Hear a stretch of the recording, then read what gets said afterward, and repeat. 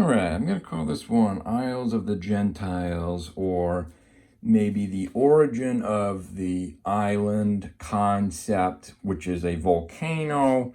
We'll hit Tarshish, all of that fun stuff, ships of Tarshish. Okay, so the island means something in the Bible, right? You see the isles, okay, this concept. And, Tarshish, let's look up some commentaries. Some people think that Tarshish was Celtic. Okay, the Celts is kind of where that, because they went this, a lot of people think this would be Tarshish right here, but then they say, well, the Celts came from there. We already talked about in my other videos where that's the Phoenicians, right?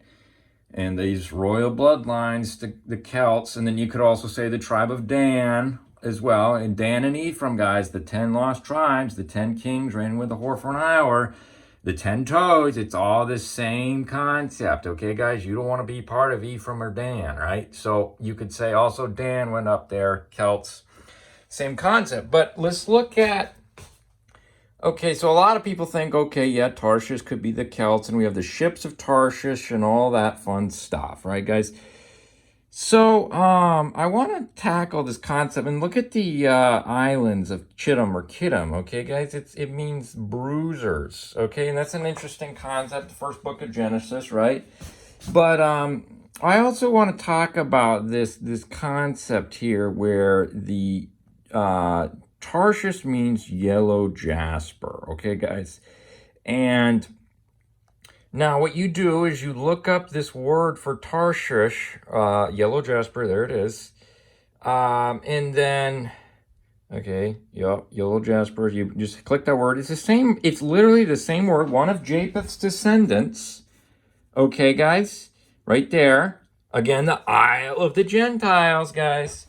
Okay, look up that word, just do beryl. It's one of the stones on the high priest's breastplate, okay, which is it's actually the beryl here, okay, guys, 4th row beryl. Now, if you take, now, that could mean a lot of things. What is the 4th row? Some people say, well, that's Benjamin or whatever. But, guys, you got to take this order. Every time the tribes are listed, it's always different in the Bible. So what I always do when it talks about the order, because how do you know what tribe goes to which stone, guys? And I always do the encampment around, in Numbers 2, when it says the encampment around the sanctuary. Okay, guys? These concept of these tents, okay?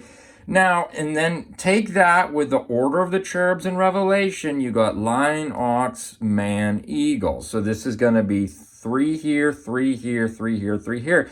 And that's the same thing as Leo, Taurus, the bull, and then Aquarius or man, and then Scorpio or eagle. Okay, guys? So the 4th, so it goes 1, 2, 3, 4. 4th row is going to be Dan, guys. That's the eagle. Dan is judge. An adder in the path, guys. Think about it, okay? What is Dan? Bites the bruiser. It's the bruiser, guys. It's these islands. Okay?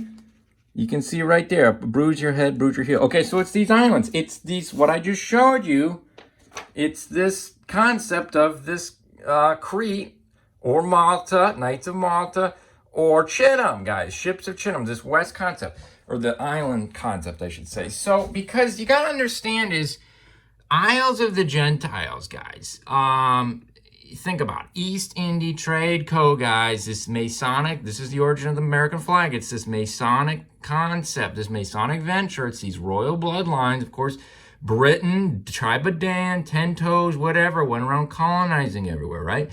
So what are they trying to tell you with the movie The Pirates of the Caribbean? And then, of course, he had that compass, guys. That's the dial of his compass of destiny is what that's symbolic of. Jack Sparrow had that compass, remember that?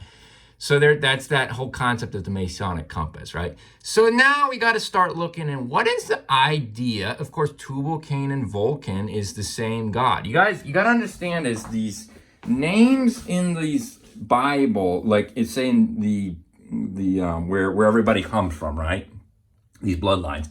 They're also the gods in the pagan pantheon. So Tubal-Cain, you can look up Bible commentaries and you can understand which name is associated with which deity or which god of the pagans. But of course, Tubal-Cain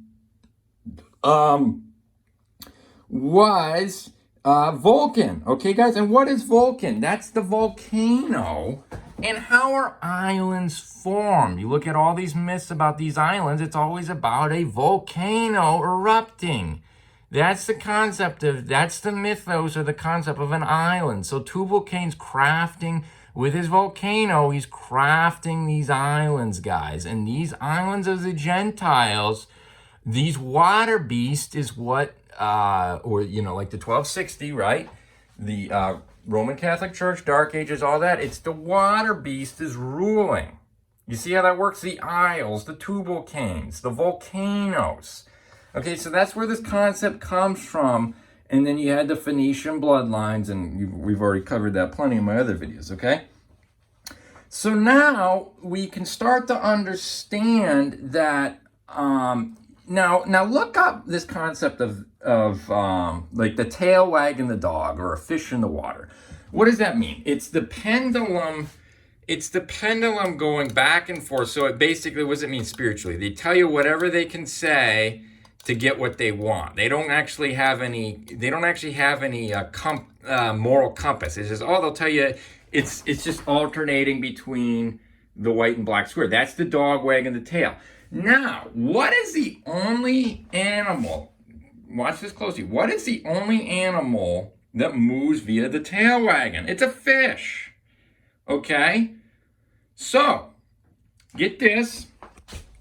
What are the covenant creatures in Genesis after, I think it's Genesis 9, after the flood, guys? It's this concept of, right here, look at this.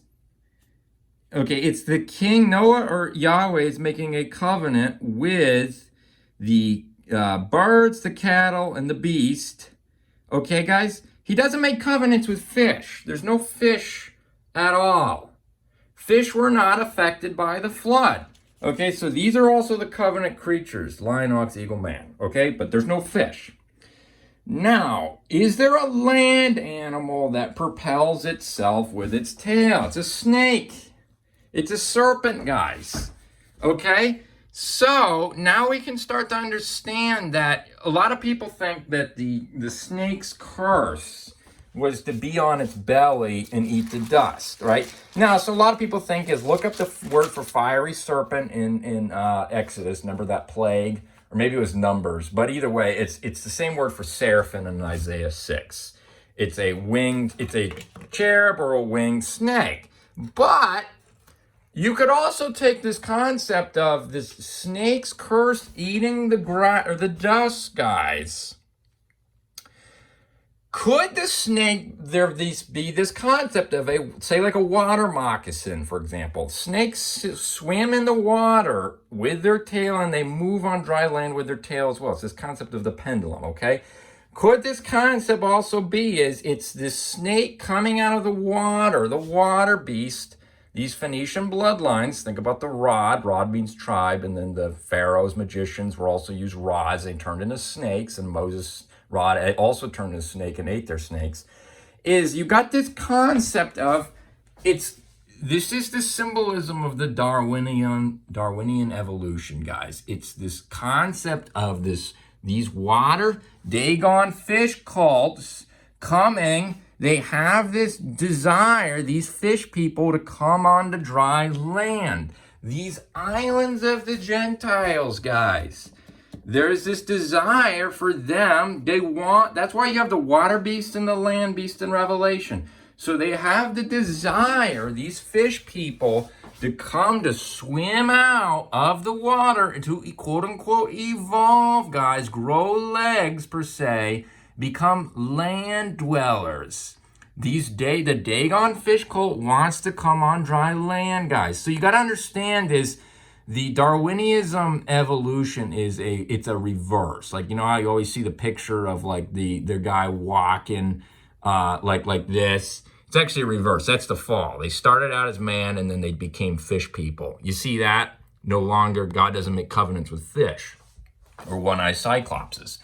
Okay, guys? So that's this concept. Now, the isles, so the fish has a desire to come onto dry land.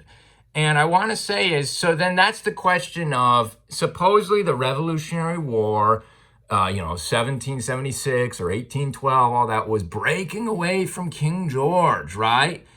And you got to understand it's like, what are they trying to say? Is you got this concept, did they ever break away? Well, probably not, because these Phoenician, these royal bloodlines, these secret societies still rule the land beasts, the water people, guys, the water fish cult, the Isles of the Gentiles still rule the land beast. So that's the concept of the land beast with the two horns, again, Jachin and Boaz, right?